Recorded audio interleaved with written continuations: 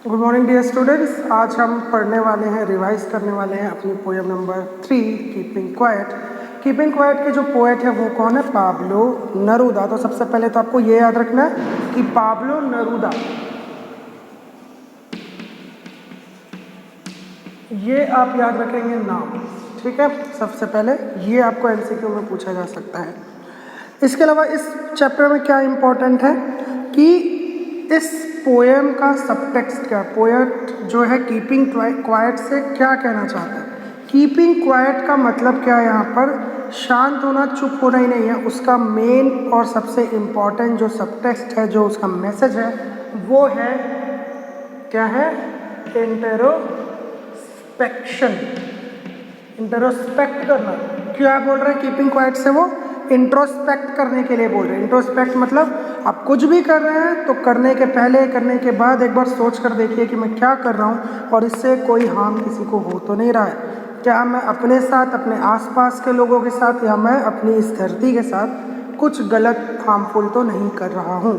ये आपको क्वेश्चन पूछना, इंट्रोस्पेक्ट करना। अगर इंट्रोस्पेक्ट करने के बाद आपको लगता है कि वो काम सही है तो फिर आप उसे करिए, ओके। इसके अलावा आपको ये याद रखना है कि इसमें लिटरेरी डिवाइसेस कौन कौन से यूज़ हुए हैं। इसके अलावा आपको ये याद रखना है कि इसमें कौन से मेटाफोर्स यूज़ हुए हैं, किस तरीके से किस चीज़ को क्या बोलकर समझाया जा रहा है, ये आपको याद रखना है। एक लिटरेरी डिवाइस होता है एलिट्रेशन। अगर आप लोगों को ना पता हो, एलिट्रेशन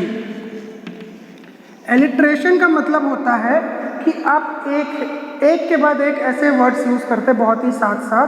अब बीच में हो सकता है उन वर्ड्स के बीच में टू आ जाए, फॉर आ जाए, विथ आ जाए, बट बिल्कुल पास पास एक साथ आप वो वर्ड्स को यूज़ करते हैं जो एक ही लेटर से शुरू होते हैं। अल्फ़ाबेट्स के एक ही लेटर से शुरू होते हैं। जैसे कि इसमें लिखा हुआ है war with gas, war with fire, war W, with W, gas, war with fire.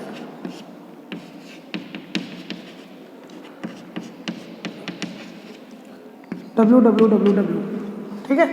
ये इसी को आप ये बोल सकते हैं दो, जब एक ही वर्ड बार बार यूज होता है। पहले तो एक ही लेटर से शुरू होने वाले वर्ड यूज होते हैं और एक ही लाइन में एक ही वर्ड, जैसे इसमें वॉर वर्ड यूज हुआ है, वो भी यूज होता है, तो उसको हम क्या बोलते हैं? ये आप लोग कमेंट सेक्शन में बताएंगे कि उसको क्या बोलते हैं, ठीक है। इसके अलावा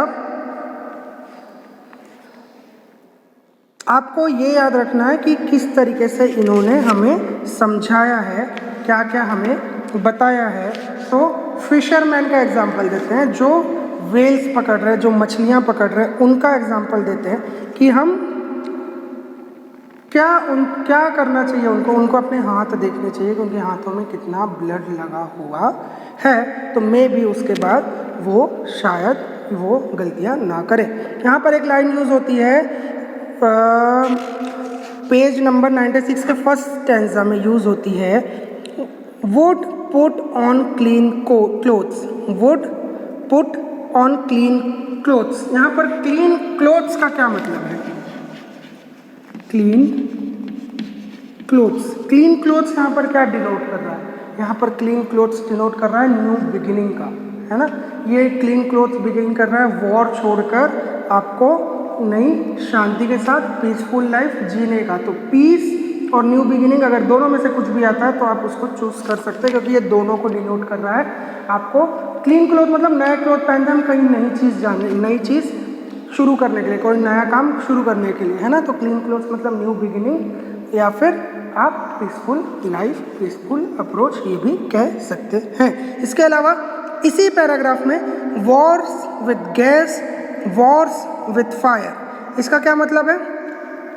वॉर्स विद गैस मतलब हम पूरा पेट्रोलियम हम यूज़ कर रहे हैं। वॉर्स विद फायर मतलब जो हम एक्सप्लोजिव्स यूज़ करते हैं। ये सारी चीज़ें जो हैं ये क्या डिफाइन कर रहा है। वॉर विद फायर मतलब एक्सप्लोजिव, फायर का यहाँ पर क्या मतलब है?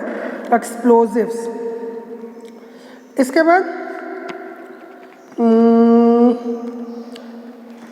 जो क्वेश्चन आपके बुक में दिए हुए हैं पीछे, उसके अलावा green Wars, what the poet mean by green war? Green war मतलब होता है war against forest. Forest green होता है, ग्रीन वॉर मतलब वॉर अगेंस्ट फॉरेस्ट। जो हम डिफॉरेस्टेशन कर रहे हैं उसको हम यहाँ पर ग्रीन वॉर कहते हैं। इसके अलावा आपको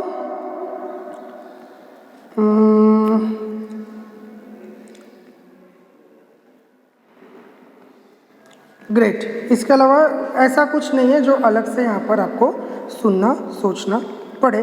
तो फिर क्या है इसका एट दी एंड, इससे क्या होगा अगर हम कीपिंग क्वाइट करेंगे? हम जब शांत होकर एक बार सोचेंगे तो हम बेटर तरीके से सोच सकेंगे और हम अपने आप के बारे में सोच सकेंगे कि हम क्या कर रहे हैं, सही कर रहे हैं या गलत कर रहे हैं। तो कीपिंग क्वाइट का ये मतलब है। आई होप आपको ये समझ में आए होंगे। लिटरेरी डिवाइस आपको समझ में आया होगा, ये इंपॉर्टेंट है इसमें, यही है। इसके अलावा कोई खास इसमें लिटरेरी डिवाइस यूज़ नहीं हुआ है। इसके अलावा क्लीन क्लोथ्स का क्या मतलब है, ग्रीन वॉर का क्या मतलब है ना, उसके पोएट का नाम क्या है, ये इससे आपको एमसीक्यू बनाए जा सकते हैं। इस पोएम का एक समरी हम अभी देख लेते हैं। इस पोएम की समरी में क्या करते हैं पोएट ये कहते हैं कि हम सबको कुछ देर के लिए शांत होना चाहिए, सबको एक साथ, पूरी दुनिया को थोड़ा सा शांत हो जाना चाहिए। शांत हो जाना मतलब हमको ये बहुत ज़्यादा हमको हार्डवर्क करने की ज़रूरत है, हमको शांत हो जाना है, हमको सोचना है ये हम क्या कर रहे हैं। उसके बाद ये देखना है कि हम जो काम कर रहे हैं उसका क्या इफ़ेक्ट पड़ता है। अगर हम ऐसा करेंगे तो जो फिशरमैन्स हैं, जो फिश पकड़ते हैं, उनको मारते हैं, उनको कैपिटलाइज करते हैं, वो एक बार सोचेंगे कि हम कितना क्रूर काम कर रहे हैं। जब हम ऐसा सोचेंगे तब हम ये सोच सकेंगे, जब हम शांत रहेंगे तो हम ये देख सकेंगे कि हम जब वॉर कर रहे हैं तो उस वॉर से किसका कितना फ़ायदा हो रहा है। किसी का कोई फ़ायदा नहीं होता है ना। यहाँ पर हम क्या करते हैं, हम सिर्फ लोगों को मार रहे हैं, अपना और सबका नुकसान कर रहे हैं। अगर हम शांत होकर सोच सकेंगे तो हम देख सकेंगे कि जो हम डिफॉरेस्टेशन कर रहे हैं, जो हम एक्सप्लोजिव्स यूज़ कर रहे हैं, उसका एनवायरनमेंट पे कितना ख़राब असर पड़ता है। और इन सब का ये मतलब नहीं है कि अगर आप शांत हो जाएं, इनएक्टिव हो जाएं, आर्म्स, अपने आर्म्स को ना हिलाएं। यहाँ पर आर्म्स का दो मतलब है, फर्स्ट स्टैंजा में लिखा हुआ है। आर्म्स का मतलब हाथ भी होता है, हाथ हिलाते हैं तो आप एक्टिविटी करते हैं, और आर्म्स का मतलब होता है वेपन्स, तो हम वेपन्स को यूज़ ना करें। इन सब का मतलब ये नहीं है कि आप एकदम इनएक्टिव हो जाएं, शांत हो जाए, कुछ काम ना करें। इसका ये मतलब है कि थोड़ा सा पॉज लीजिए, सोचिए और उसके बाद देखिए क्या होता है। तो इसका क्या है, शांत होकर सोचने से पीसफुल लाइफ को अचीव करने के लिए ये पोएम लिखी गई है, ये इसमें मैसेज दिया गया है। आई hope you understood it. I hope आपको लगभग सब कुछ मैंने कवर अप करा दिया है ना।